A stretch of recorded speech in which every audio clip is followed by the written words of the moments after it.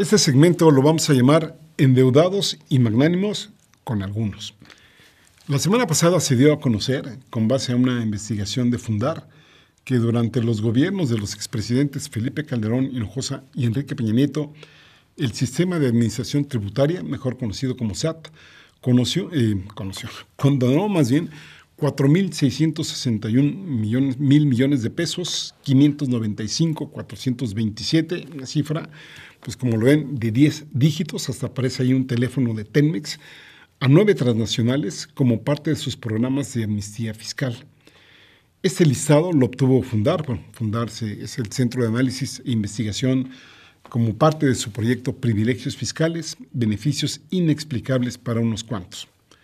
Fundar logró abrir la lista de impuestos condonados con nombres de contribuyentes y montos que hasta este 1 de octubre no podía ser consultada por el público debido a que la información que contenía era protegida por el secreto fiscal.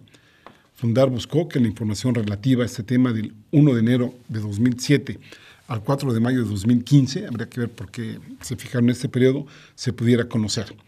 La primera lista ya la conocíamos, aquí en algún programa hablamos de ello, se dieron a conocer 7.885 contribuyentes en las que entraron empresas, cantantes, por ejemplo, ahí estaba José José, políticos, bueno, algunos de Morena, por supuesto del PRI y del PAN, y deportistas que fueron beneficiados con exenciones fiscales por 172.335 millones de pesos.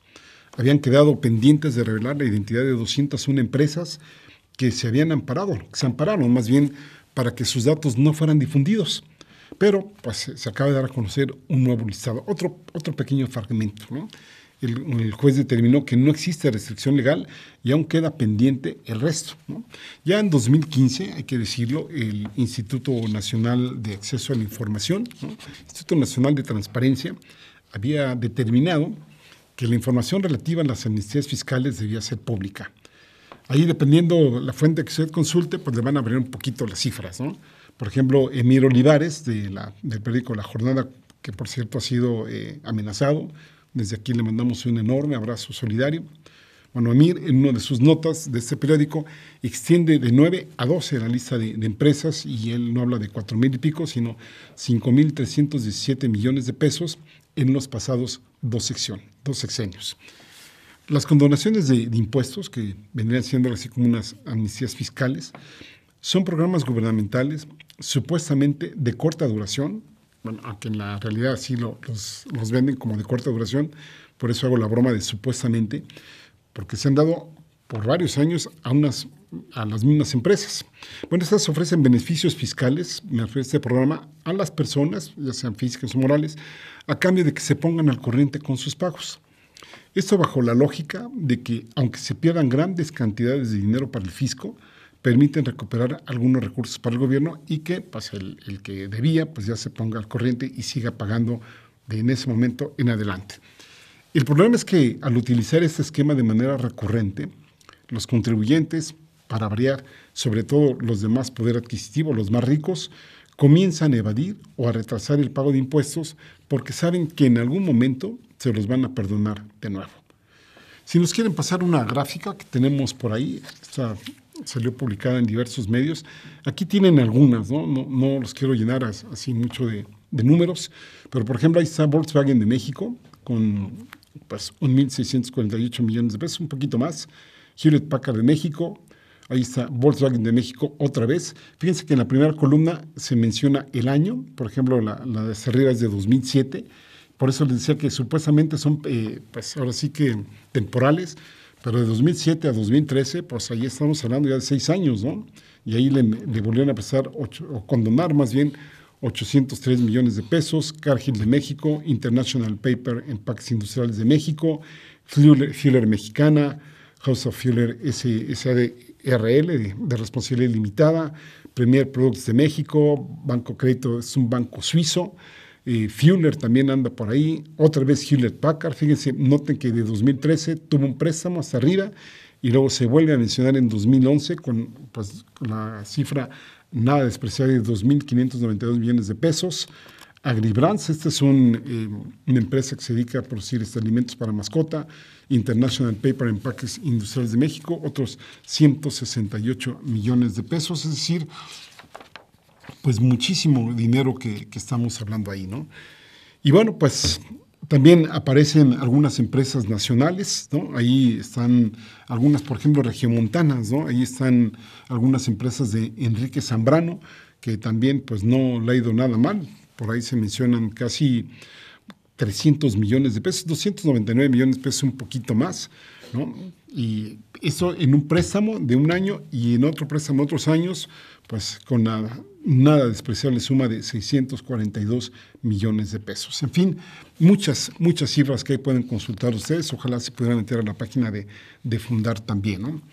Y bueno, y hablando de condonaciones de impuestos o dejar pasar irregularidades de pago de impuestos al fisco, precisamente, ¿qué tal la nota relativa a que la Unidad de Inteligencia Financiera de la Secretaría de Hacienda y Crédito Público investiga los flujos de ingresos del expresidente Vicente Fox y de su hijo Rodrigo Fox de la Concha?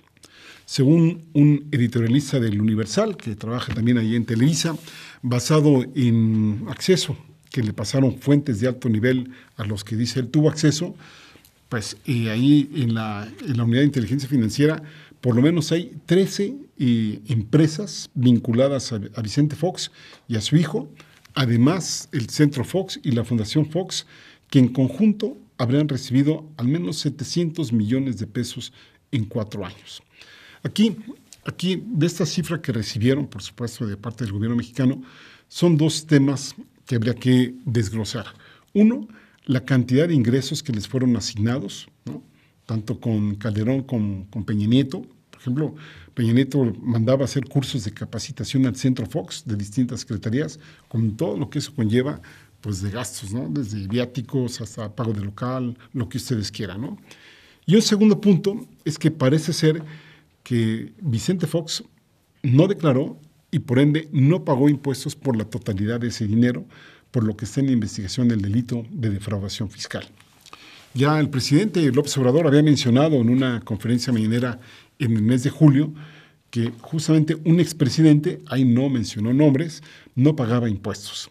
El periódico Reforma publicó que el aludido, digamos, era precisamente Vicente Fox, quien, pues ni tardo ni perezoso, rechazó las acusaciones y dijo que estas acusaciones eran consecuencia de las críticas que él le hacía al presidente López Obrador, o Lopitos, como él lo llama, ¿no?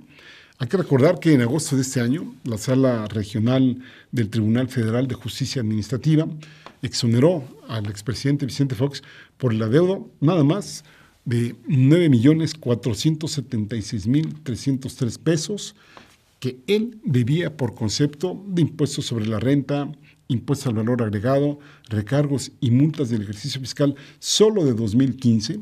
Habría que ver qué onda con los demás años, debido a que los documentos con los que el SAT realizó el cálculo del adeudo, y esto viene en investigación desde agosto del año pasado, dice este juez, fueron obtenidos de manera ilícita, pues el SAT, dice este juez, no está facultado para requerir tal información, por lo que declaró nula la resolución del SAT.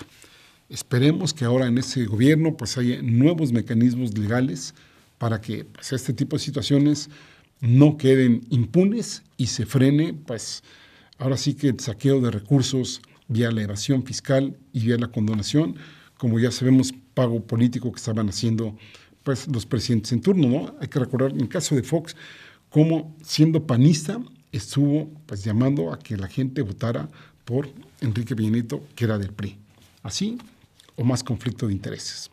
Vamos a hacer una pausa y regresamos aquí a Mirada Crítica.